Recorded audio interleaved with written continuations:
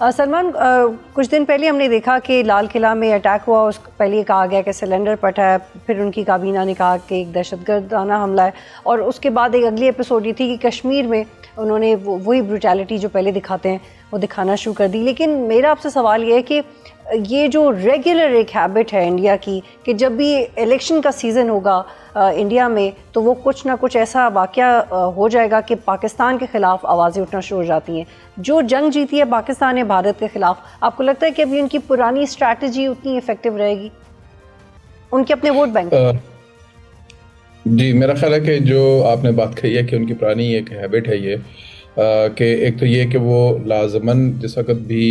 Elections का season होता है उस वक्त वो इस किस्म का कोई ना कोई जिसे कहते हैं कि एक फॉल्स फ्लैग, जिसको हम अपनी टर्मिनोलॉजी में अक्सर बात करते हैं, उसको वो ज़रूर लेकर आते हैं सामने। और उसके बाद अगर वो फॉल्स फ्लैग जो है कामयाब हो जाए तो उसके बाद फिर दूसरा जो उनका स्टेप होता है वही होता है कि उसका फिर रुख जो है वो कश्मीर और पाकिस्तान की तरफ मोड़ते हैं।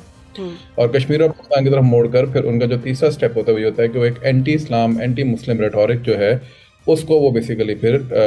लेकर आते हैं ताकि जितना भी उनका मेजॉरिटी हिंदू वोट बैंक है उसको अपने साथ इकट्ठा कर सकें।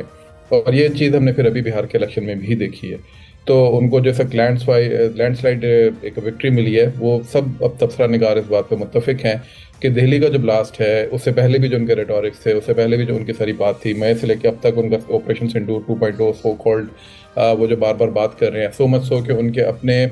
जो आर्मी के लोग हैं, यानी जो आर्मी के जो हाई प्रोफाइल लोग हैं, वो तक इस पॉलिटिकल रेटोरिक के अंदर उनकी हाँ में हाँ मिला रहे हैं और उस पर बयान दे रहे हैं। सो दिस ऑल शोज़ कि ये कोऑर्डिनेटेड एक एफर्ट थी ताकि किसी भी तरीके से इस इलेक्शन को जो है वो अपने हक में किया जा सके और उसको सामने लाया जा सके कि उसकी विक्ट्री जो है उसको सिक्योर किया जा सके। सब्सक्राइब करें और बेल दबाएं ताकि कोई खबर रह न जाए।